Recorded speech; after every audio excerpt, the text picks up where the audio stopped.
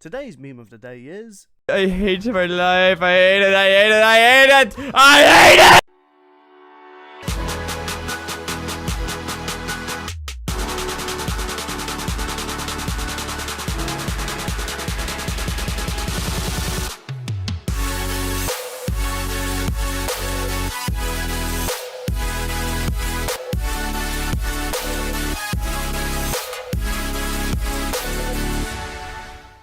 Well, people, you've read the title of this episode. I bet you were inevitably waiting until we eventually talked about this.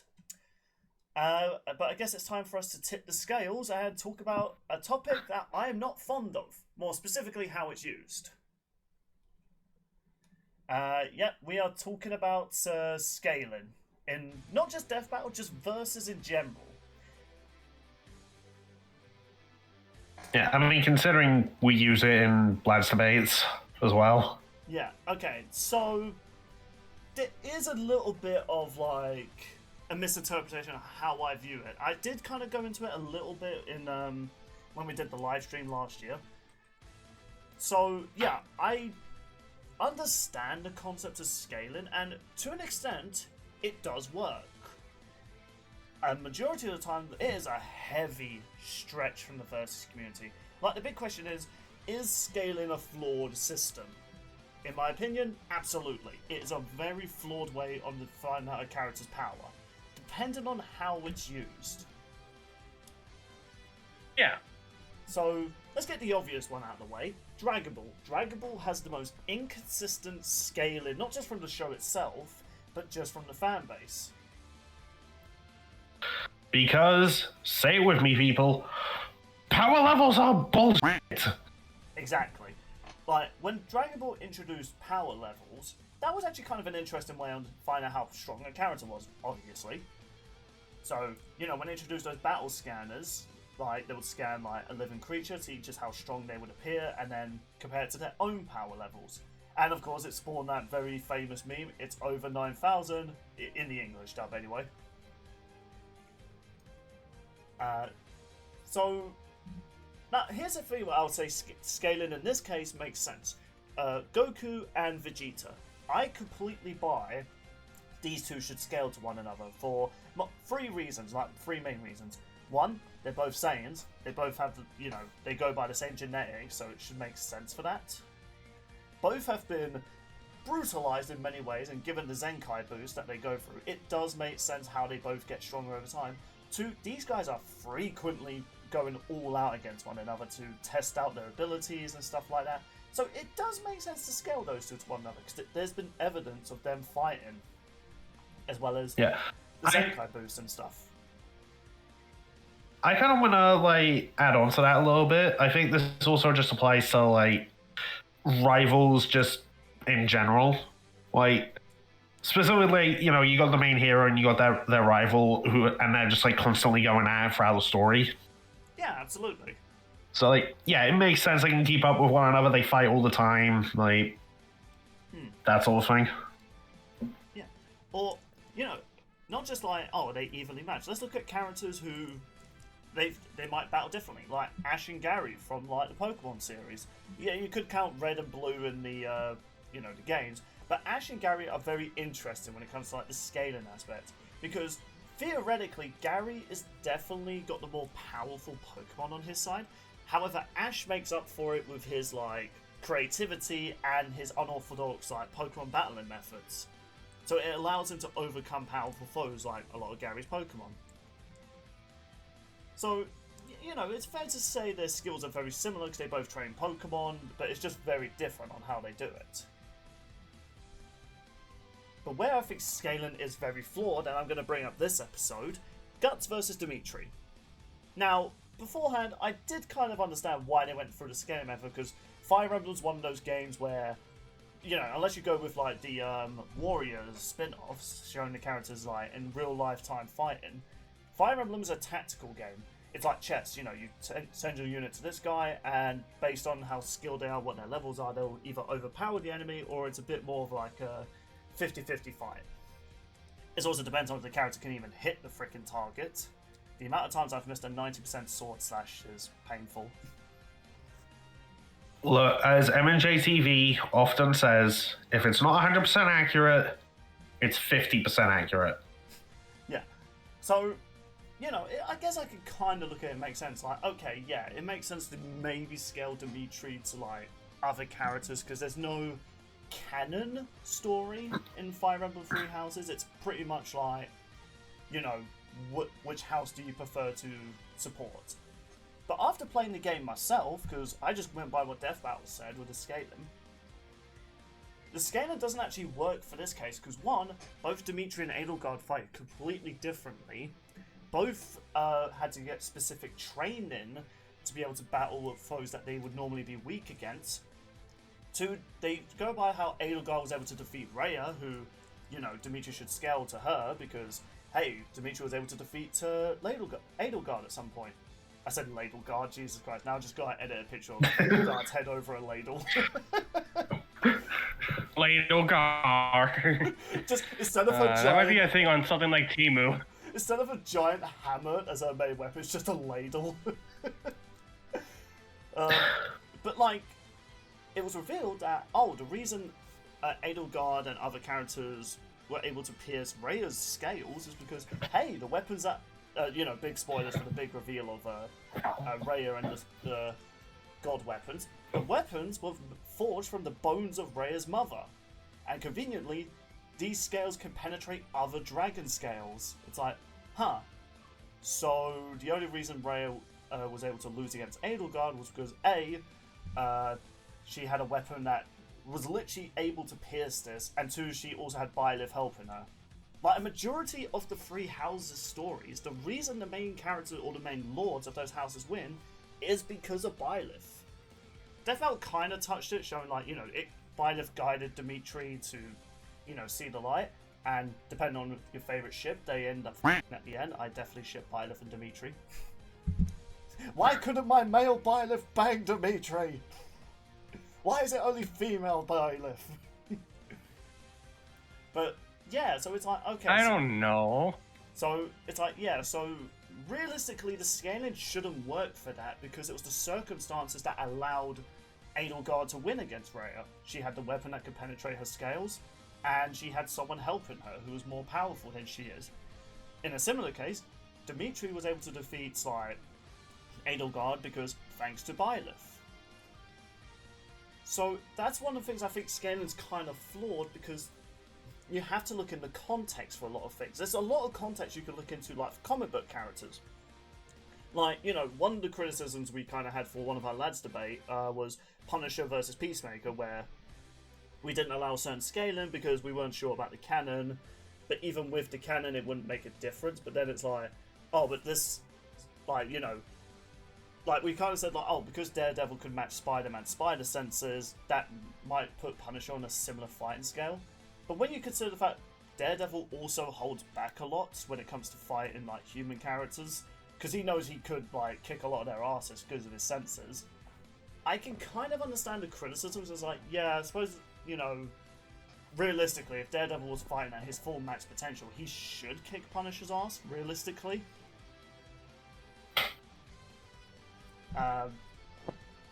In fact, Punisher is definitely a character where scaling's such bullshit combos. Like, you know, we had the criticism about the lads' debate with Peacemaker and Punisher. Jesus Christ. We also mentioned in the previous episode, Spider-Man's won a lot of fights that he shouldn't win. Punisher is that, but 10 times. There was literally a comment which says he killed the Marvel Universe. And it's like, how? Now, I know that's a non-canon He's Frank story. Castle. Yeah, I know that's a non-canon story, and it was also made by the same guy who done The Boys comic books, and if you know about The Boys, it's a pretty comic. But it's like, if you look at future, like, comic book stories, like, you know, Punisher was able to resist Ghost Rider's Pendence Day. Yes, I know there was a future comic book where he didn't resist it, but you still can't say that's not bullcrap that Punisher was affected by this, but someone like Doctor Strange and Deadpool were affected by it. It's like, nah, that's too much bullcrap. Heck, Galactus was affected by this. Like, if someone like Galactus could be hurt by a Pendence Day, so should the Punisher. Wait, wasn't that just in a cartoon, though? No, that was also in a comic book. He basically saw... Really? Go for like... Maybe I thought Galactus didn't have a soul, and therefore, like, it shouldn't work. I might need to look back into that, 'cause maybe I am mixing up the cartoon. But even then, like, still, someone like Deadpool could be affected by the penance there, but not the Punisher. Like, piss off. See, that's where the whole, like, scaling aspect goes, right? What is the context for a lot of these wins, and how do you scale the character to that? Yeah, that has always been my question I would ask a lot of people who are into verse debating, some who are my friends who are power scalers, and they usually just kind of just go, well, you know, plot convenience. I'm just like, well, no, if you're just going to use plot convenience as a scapegoat, isn't it valid to kind of say, you know, maybe scaling's flawed? Now, I'll pass the baton to May. I want to kind of hear your thoughts on it. Yeah, so, like I said, where it's like, oh yeah, they fight pretty often, and they keep up with one another, like, yeah, that's totally fair.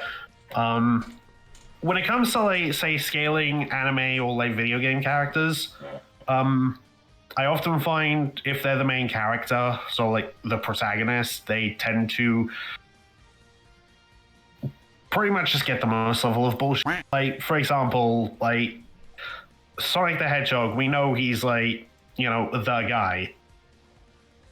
So, like, oh, Shadow did this thing, and he and Sonic fight all the time, so, like, yeah, Sonic should be comparable. Or, like, Silver or Blaze did this, and we know, like, you know, Sonic, he's, like, basically top dog, so he should be capable too. Or, like I said, with, like, anime protagonists, like, we know they're eventually going to become, like, the most powerful person in the world. So, like, it makes sense that if a side character can do this, like, crazy feat, then, like, the protagonist should be comparable. Otherwise, like, why the hell is this side character not doing more stuff? Well, funny enough, there is an anime that kind of has something like that. Jujutsu Kaisen.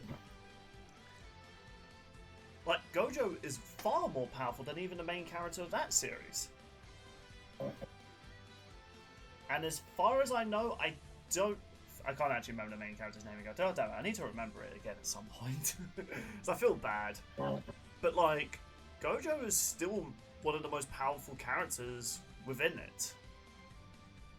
And the main character has yet to reach that level closer. So, by that logic, do you have to give them Gojo scaling? The series is still ongoing, isn't it?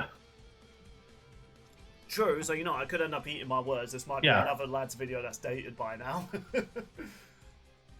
Yippee! You know what, lads, That's what we need. literally the next manga panel, it shows the main character beating Gojo. It's like, well, I guess I gotta eat my words again. Let me just get that piece of paper ready, people. For the record, I've never eaten a piece of paper again. Jesus Christ, the shit I took after that was painful. You agreed to the bet. I'll never agree to it again. Not that bet, but future bets depends. Anyway, mate, sorry, continue. Yeah, I will say, like, when it comes to, like, people just, I don't know, because I remember, like, at one point I listened to some video that was talking about the Natsu versus Ace death battle, and they brought up, oh, Natsu did this, whereas Luffy did this, and I'm just like, what the hell does that have to do with Ace? Elaborate, please. Yeah. Like, you Like, there was, like, sorry, go. you've got to, like, justify it, is the thing. Yeah. Like, I feel like you can't really scale Luffy to Ace as well, because one, their powers are extremely different from one another, and two, they don't really fight like the same enemies as usual. I mean, one, Ace can't really fight any future enemies, he dead. Oh, yeah. True. That's gonna be so sad to see in live action. And I guess, like, another, like, aspect I'm totally cool with it is, like, for example, like, Spider-Man, you can scale Peter, Miles, and Gwen to one another because, like, more or less, their powers come from the same place. They're just in different universes is, like, the only, like, difference. Well, and Like, also depends on the genetics. Oz Formula Spider Bite.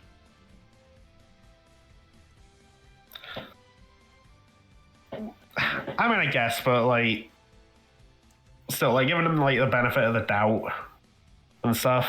Like, and I remember they even brought this up with Miles's last death battle. That Miles has even beat Peter in fights. Actually, do you know what? I was going to criticize that, but now I'm thinking about, like, okay, there has been consistencies with Spider-Man characters when it comes to scaling. Like, even for, like, the Venom symbiotes, like, you could scale a lot of them to one another, because a majority of them come from Venom, which, Jesus Christ, his parent support is definitely, like, his bill for that is definitely up there. Like, I just picture... Oh, great, Eddie. We got another child support check. Did you know what? That was actually a pretty good Venom voice. That hurt my throat. Now you know how I felt with the Dr. Claw voice earlier. Jesus Christ, Tom Hardy, man, did not get paid enough for those films. Oh wait, the third one didn't do well at the box office, so yeah, he definitely didn't get paid enough. Missed opportunity at the end. Okay, does anyone care about spoilers? I've already seen the Venom film, I didn't like it. I had to watch it twice. Sean? Go for it. Okay, spoiler alert for people watching in 3, 2, 1. Yeah, Venom's dead. Yeah. And he never even got to fight Spider-Man once. And there's this scene where like Eddie's walking around New York and there's this song playing. Could you imagine that scene? But it's like Venom singing "Don't You Forget About Me." Oh my god. Just imagine it. It's like, Don't you forget about me. You know, weirdly enough, even though a lot of the things in that film were kind of cringe, I would pay money for that. Oh god. But yeah, so you know what? Scaling like Spider-Man characters, like to an extent, like for instance, I don't think you can scale Spider-Man to Miguel because it's been kind of confirmed Miguel's spider powers are kind of altered extremely different from the one that bit Spider-Man, like Peter Parker. Plus, he's too busy solving canon events to really bother learning his powers, so... But, like, the symbiotes like Carnage and Venom have shown consistently going at it, like, well, yeah, going at it, and relatively being shown to be even though apparently Carnage is meant to be faster, but then Venom still beats him, so it's like, evidently not faster. So, yeah, like, that's a scaling I can agree with. It's like, we see these characters frequently fighting one another, so, yeah, they should scale to one another. But yeah. And also, like, you know, if it's characters that, like, say, train together, as well. Again, I think, depending on circumstances, Like, that, yeah. that could also... You need to look into the context for that. You know, I know we took the piss out of Mate for this, but there's so many people that do actually believe that. Like, Mate said, like, you know, he misspoke with Nora versus Reinhardt with the thing. Do you know what? If we actually saw more frequent footage of those characters training together, I could maybe say Nora is capable of reaching light speed dodging similar to Pyrrha is. But because we've not seen that often, it's hard to say. But people would literally just throw it out there. And this is the inconsistency I talk about. Like, you know, I joked about, oh, is Batman Fast and Flash the same team? There are some people that would argue that with other characters, though. Like, there are some people that would say that freaking annoying purple kid... I can't remember what his name is. In My Hero Academia, the really annoying guy. Oh, him. Mineta. Yeah, like, they would actually say, oh, because him and Deku train together, they should be comparable. It's like, no. Like, yeah, it's like, no. Like, look, like, Bakugo and Deku? Yeah, I could buy that. They frequently show moments where they match each other. Also, I kind of lost my voice when I went no on that. He did. All the homies hate Mineta. But it's like, no, you can't say... Can you imagine we get, like, the 1 Mineta fan watching this? Use a profile picture, it's just Mineta. He's like, well, actually, those two are comparable because they're in the same class.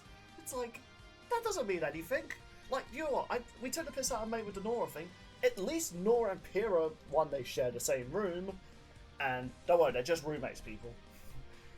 And, you know, we actually see... I mean, we also know they're both, like, straight, so... I just thought I'd reference a funny meme. But yeah, like, we can... Fair enough. If I'd say what's more believable, Nora matching Pyrrha in strength and speed, or Deku and what's-his-face match each other's speed, like, yeah, Nora and Pyrrha is definitely more believable, because they train. Like, obviously, we haven't seen Nora move at light speed, as far as I'm aware. But, you know, if I really had to say, like, which one seems more believable, that one seems more believable because we do know that the characters do train frequently, so they're in the same school. Whereas Deku, Yeah. a lot of his classmates, many of them do struggle, like, in the classes, because many of them are clearly not capable of matching other characters. Because that was kind of always the theme of My Hero Academia. You know, special people have the gifts, and even those with the gifts doesn't mean they're, you know, they're not all that. You know, so I don't think it's fair to say, oh, because they're in the same class, they must be comparable. It's like, well, not really, no. Like, you've got to look into context with how are they doing training, how are they doing certain things. By that logic, every, like, what class A was Saitama in One Punch Man? E. Yeah, by that logic, everyone in Saitama's class can do all the crazy things Saitama did. And let me remind people, in a recent manga, Saitama managed to stop a giant blade that would have destroyed the universe. Yes, he was able to stop that casually. Like, Genos... Because of course. Genos is not matching that. I don't care how you spin it, he ain't that guy. And there's people actually that I've seen that should scale Genos to get Saitama. I'm like, no, that... The whole gag of One Punch Man, Saitama is just so overpowered, no other character can match him. Like, that's the gag. These other characters who actually, you know, work hard for their powers, and, well, I mean, Saitama did work hard for his powers, to be fair, it just got mundane after a while. But these other characters who give it their all and struggle, that's the gag. These characters do get stronger, it's just that their threats are just much stronger, and then they just rely on One Punch Man to finish the job. Like, that level of scaling's flawed. Like, you can't scale those characters to that sort of character.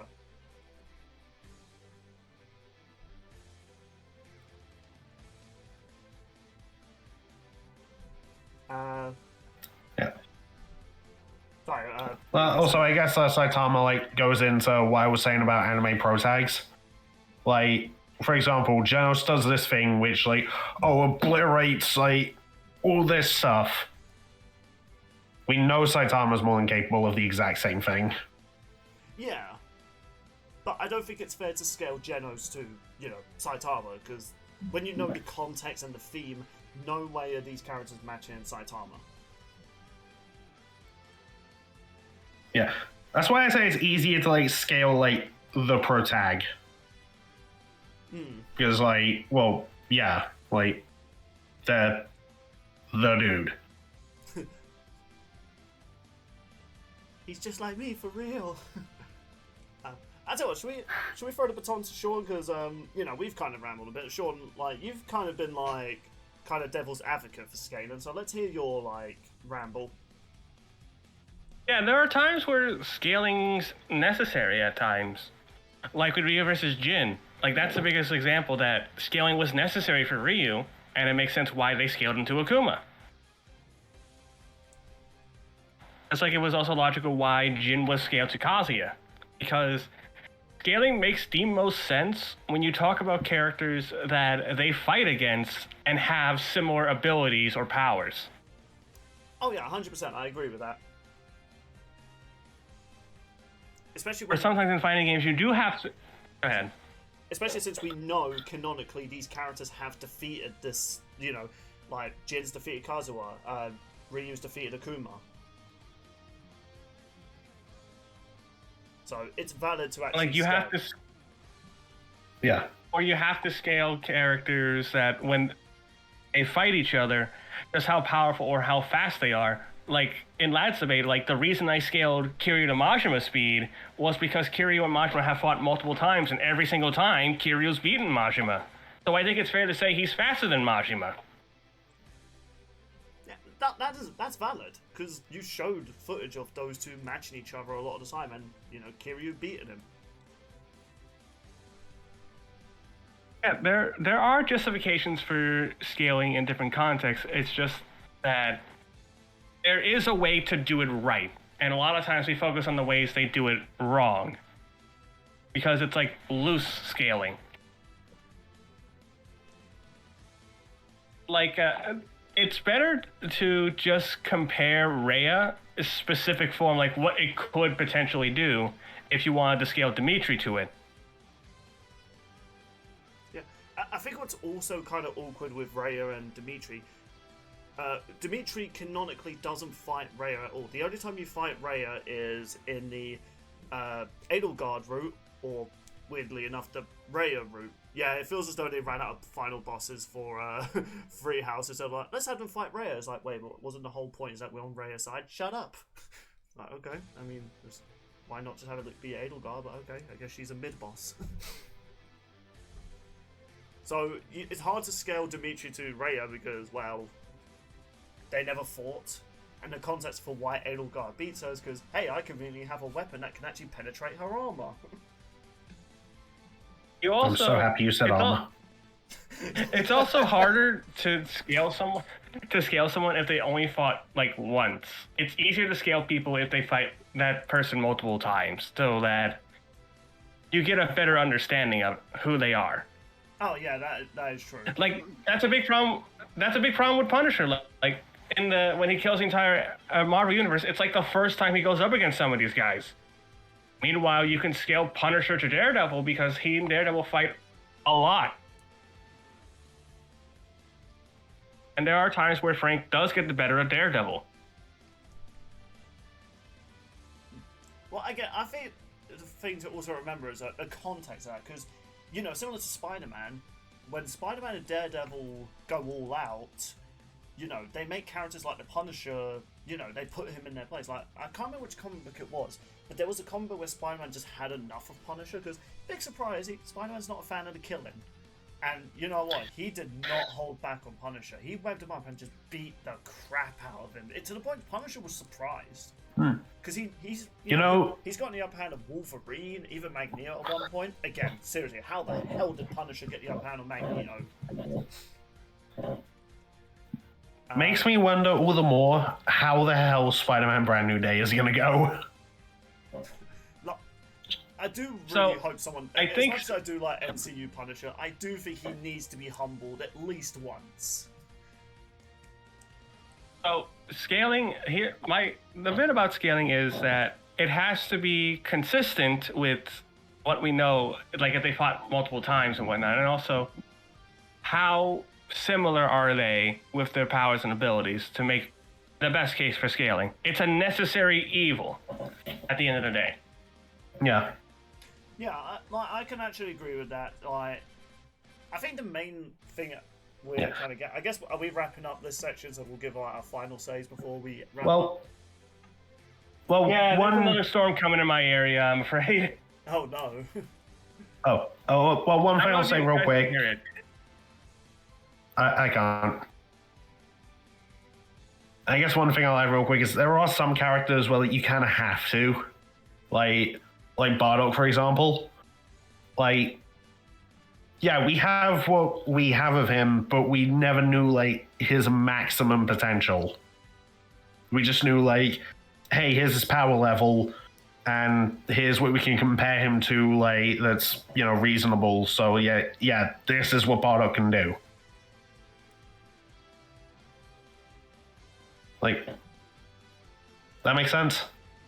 Yeah, like, again, Bardock's one, it actually does kind of make sense, because we do know other characters have said, like, Bardock's comparable to King Vegeta, and to be honest, we've actually seen Bardock manage to pull off similar feats to him. Obviously not the whole flicking his hand up and blowing up multiple planets, but Bardock has also been shown that he doesn't, like, go all out in a lot of his fights, because the whole point is he's meant to, conquer the planets, not destroy them, because, he's on a payroll. Yeah. Well, that, and I imagine King Vegeta might not like the idea of, like, another Saiyan, like, potentially rivaling him in power. That is actually also another valid case. Yeah. Plus, I know Bardock's, like, the type of guy who is just like, I do not care. That is also true. Like, you offer him the throne, he'd just be like, nah, I'd rather just, like, stay in my hut with Gine. That is also true. Like, I do not blame him. She is best mom. Yeah. So yeah, I guess our final opinions about this whole scaling thing, like, yeah, okay, I will admit, I have blown it out of proportion a bit too much. Like, I do agree with Sean, it is kind of a necessary evil. Like, when we did Undyne versus Dimitri Lad's debate, Undyne has very frequently not shown a lot of her feats. It's more so she's, you know, it's told which monsters she has battled and trained with, because she doesn't actually have that much screen time of fighting. So it's one of those cases where it's like, well, I need content for the video, so I guess I'm gonna have to really do something I don't want to do. Lord in heaven. But like, I think context is important in, like, mostly. Like, you know what? Like, you can't just scale certain characters just because they're in the same team, they're in the same class, they're in the same family. Okay, maybe Virgil and Dante are an exception to that, but you get what I'm saying. Like, context, like, you know, it's similar to how they explain Eggman's abilities in, like, Bards vs. Eggman. Context is important. Like, you know, if you say, like, oh, this character should scale to this one, because this character defeated this character, it's like, wait, what's the context on how that character beat that character? Because, surprisingly, if you look into context, it might reveal that, oh yeah, there were some circumstances that allowed that to happen. But, like, overall, like, I want to make it clear, scaling's not the worst thing in verse debating. No, what's the worst thing is spite fights. I was going to say some of the debaters in general. That is also true. Like, I think There's still people, not things. Like, I never said things. Actually, wait. Well, I get what you're saying there, but yeah, my final...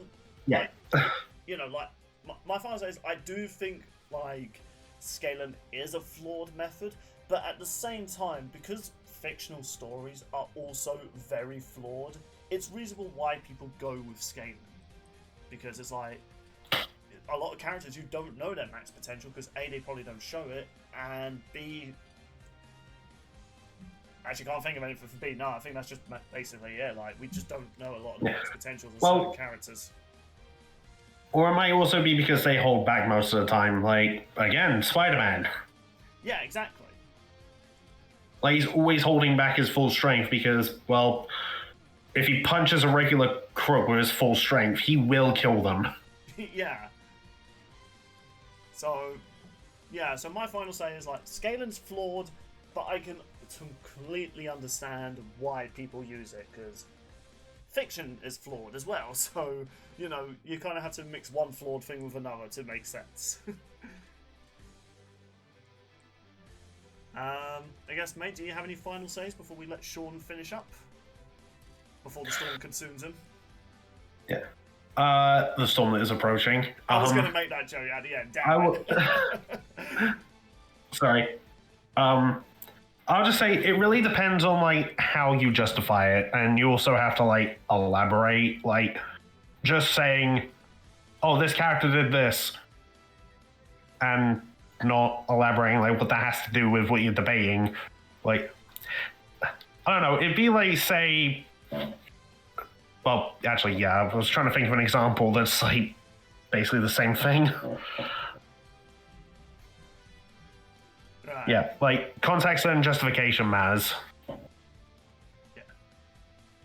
Yeah. Sean, do you have any final says before we wrap up? Scaling is one of those things where it is going to be needed for some characters in any sort of versus debate context. And it just depends on the execution if you want to believe it or not. That's valid. That is very valid. Yeah, I guess we'll end off this episode by saying thank you all so much for watching the Lads Discuss Death Hour. What did you think of Wile E. Coyote versus Tom? What did you think of the next time? And do you agree or disagree with our opinions on scaling? Do you think it's flawed? Do you think it's necessary? Let us know in the comments down below. And thank you all so much for watching. If you want to see more videos like this in the future, be sure to share the video around, keep the channel growing, and hey, join our Discord. Reese gave us a shameless plug in the last one, so why not we do it again? Farewell, everybody.